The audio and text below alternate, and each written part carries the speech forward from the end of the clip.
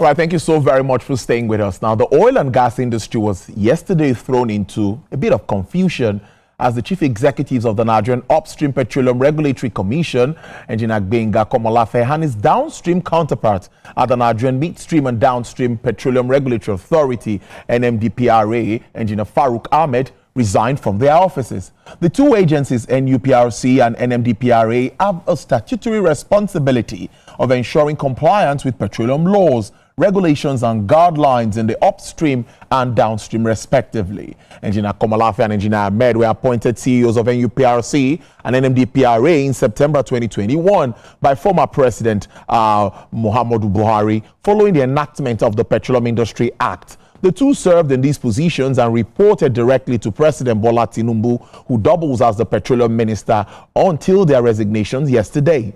The NMDPRA boss was recently dragged to the Independent Corrupt Practices and Other Related Offences Commission by industrialist Mr. Aliko Dangote. Well, let's look at this critical issues, what it means for the entire industry. And my guest, I introduced him earlier, is Professor Omomi Iledare. He's a professor emeritus in petroleum economics, executive director, Emmanuel Egboga Foundation in Abuja. Prof, again, it's good to have you. Good afternoon and compliments of the season. Thank you, Tolulope. Good to be here, and thank you for having me. I hope you are doing well. Compliments of the season. I'm very well, Prof. Very, very well. Prof, I think my first question to you would be, this sudden resignation, does it pose any risk to the industry, ongoing investments, ongoing developments in Nigeria's oil and gas industry? Any fear at all for investors, even at this time? Well, there will be it's a market shock since the market is not expecting such to happen at this time, especially the upstream, when they're in the middle of the bidding process. To some extent, it could lead to some speculation as to whether the bidding round is not going and going the way they think it should go. And well, you can't stop someone from resigning, and the president also has the right to accept resignation whenever it is tender. Those who resign must have their reason, and we shouldn't speculate. We can only think about what the market will do. And whatever I say is my opinion anyway, even though informed opinion, the market will jitter a little bit because the market works on the basis of information, and the interpretation of those information may be speculative, but certainly not when the chief executive, the commission chief executive had already scheduled a roadshow with respect to the bidding round that they are trying to promote. But the market will adjust. The market is used to this type of shock anyway.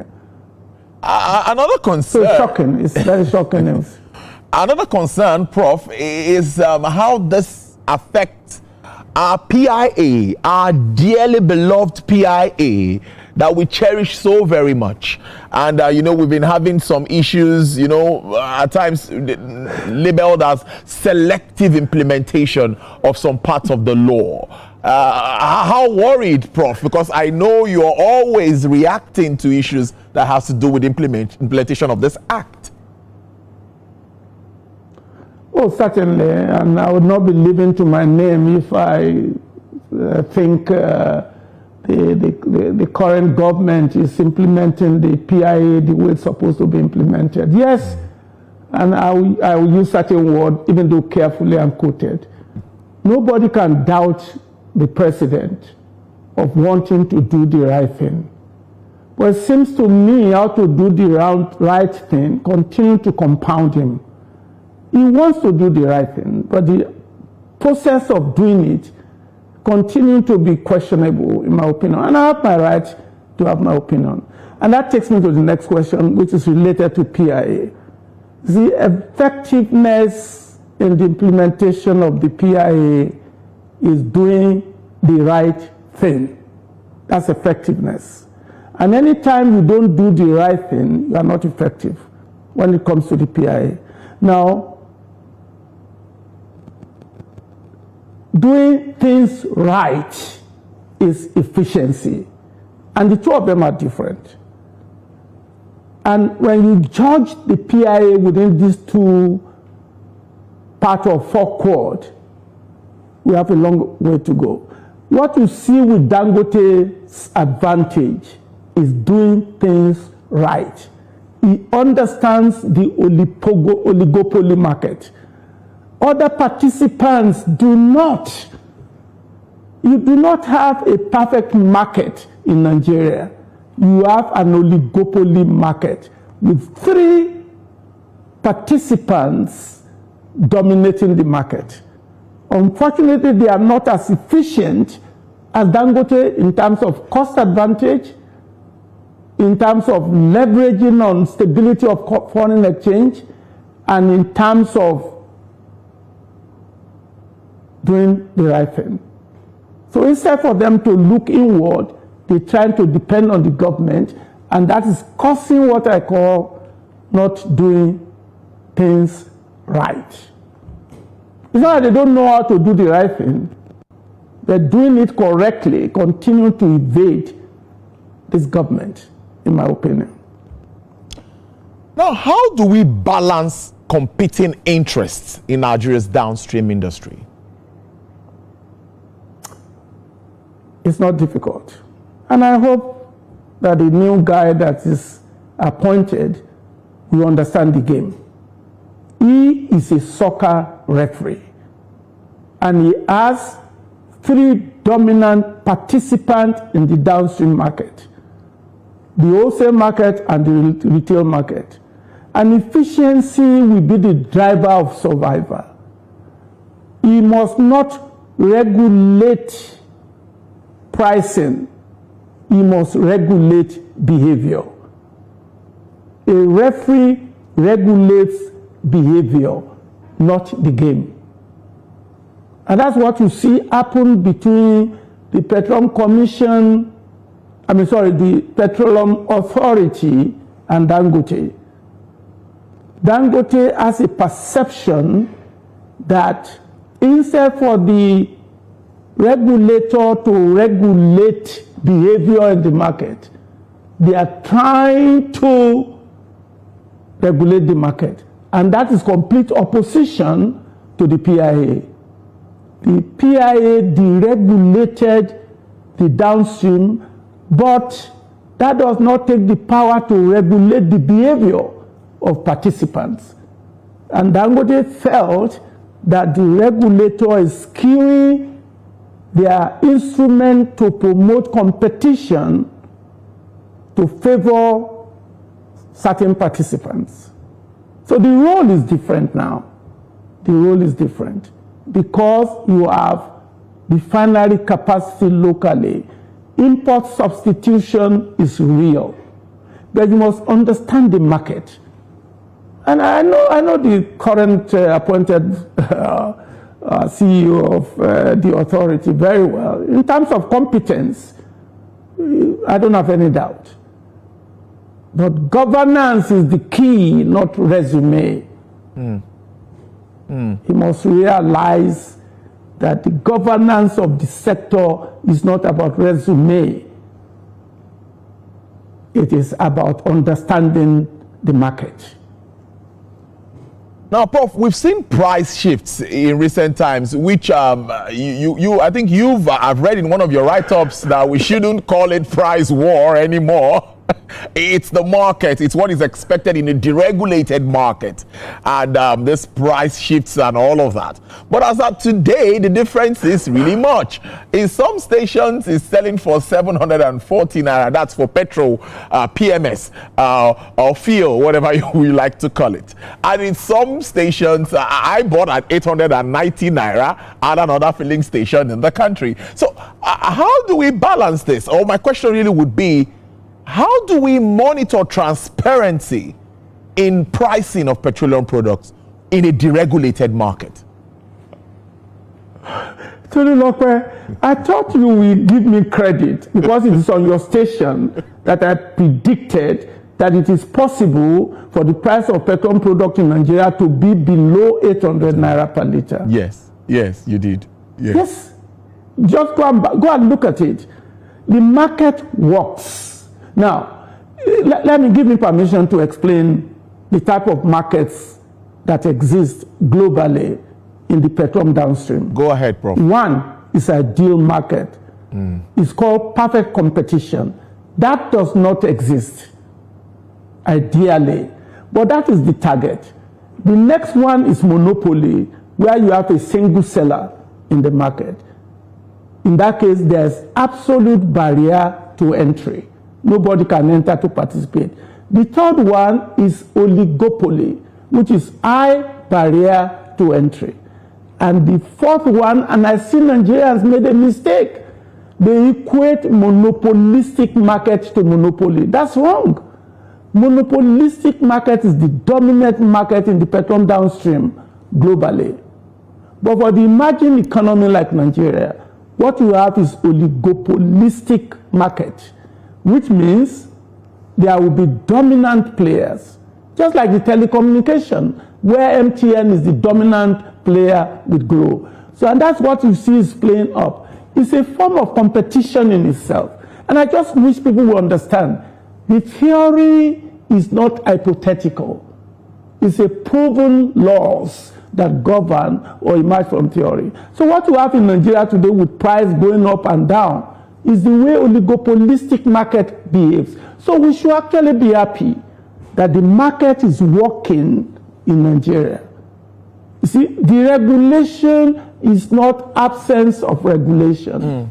Because you have to regulate standard, you have to regulate product, you have to regulate behavior, so as to make sure that whoever is charging low prices does not have a predatory intention to capture all the market. But the law is there. Where you run into trouble is when the regulator does not recognize that he has no favorite participant. And that's where equity and ethics come into play among regulators. But when you have regulators that are dominantly seeking captures, then you have problems. You have problems. Those are the issue. What you see in the market is the way to work. The price is determined by efficiency.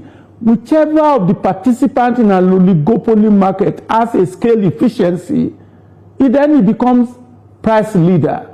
It does not set the price, but it has influence on the dynamics of the price. And that's not doing anything wrong. That's the market that you have.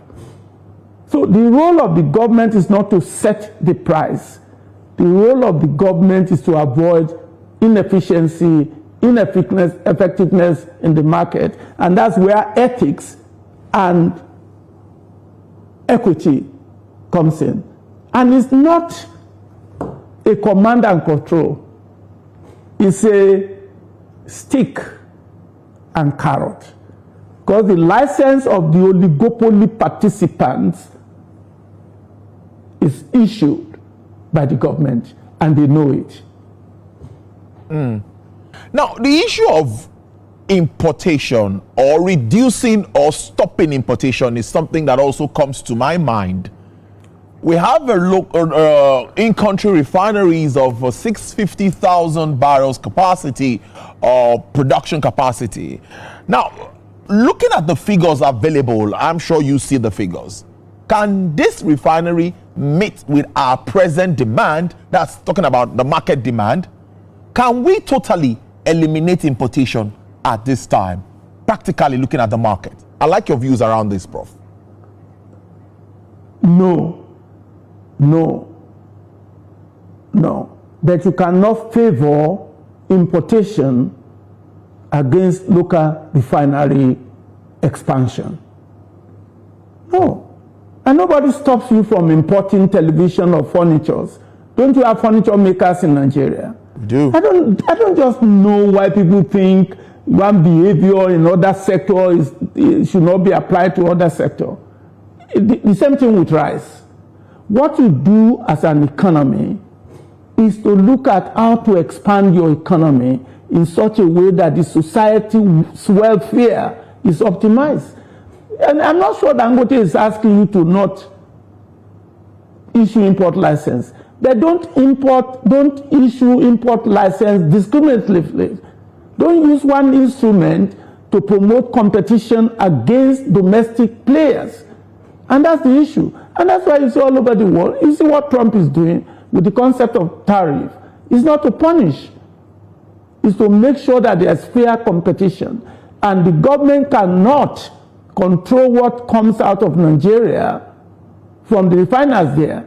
So he can then find a way to make sure that every participant is not overtly supported glaringly by the government against other participants. Let the price be determined by 4 important factors in Nigeria: foreign exchange rate, scale economy, the price of crude, and the number of participants. The new dimension in Nigeria with respect to the petroleum downstream market is not the government fixing the price, it's the government ensuring there's no market failure. And they must be careful not to have what we call ineffective government intervention. No, these are not theory, Tolulope. No, these are not theory. The essence of going to school is to learn the basic instruments to do your job effectively, which is doing the right thing, efficiently, doing things right, ethically, and fairness. And to me, that's what every participant is asking for. Don't do things to support Dangote. Don't do things to support NNPC Limited. Don't do things to support importers at the expense of these 3 dominant, and all of them are looking for government support. The market is working, and I hope the new team will do the right thing and do it the right way. Prof, we're out of time, but what's your outlook? We'll just wrap this up in a minute for the industry. If I'm advising the president and he really wants to do things right, he should appoint the board of directors to be the guardrail for the people who has just appointed to lead these institutions. Whatever their failure, the CCE and the ACE has, is because they have no board for the last 3 years. And you will see before the executive commissioners, the board was before them in the PIA. Section 18 is where you are talking about the executive. Section 17 and before is where you are talking about the board. The president must do the right thing in order to do things the right way. The board of directors of the authority and the commission must be appointed if these 2 new executives will function well. And I'm not an applicant because I've advocated for this. No, I'm not. Let the president do the right thing for the petroleum sector. That is the engine that will grow this economy. Without the board of directors of ACE and the board of directors of the commission, everything is not doing the right thing, in my opinion. And luckily, I have the right to make my opinion known. Let him do the right thing. Appoint the board to be the guardrail for these 2 people you have just appointed. Because it's not about resume, it's about governance. And the board will provide the guardrail. And that is what the sector needs. That is what's going to take uncertainty out of the petroleum sector. The president cannot continue to be selective. And finally, since you give me the time, let him give us a leader on seat as the Minister of Petroleum Resources. And I'm also not an applicant. Professor Omomi Ledare, thank you so much. Professor Emeritus Petroleum Economics, Executive Director, Emmanuel Boga, Foundation Abuja. Thank you, Prof. Do enjoy the rest of your day. Always nice having you join the show. We appreciate this. Compliment of the season. God bless Nigeria. Thank you. All right, then. All right, there. Well, let's wrap up the show.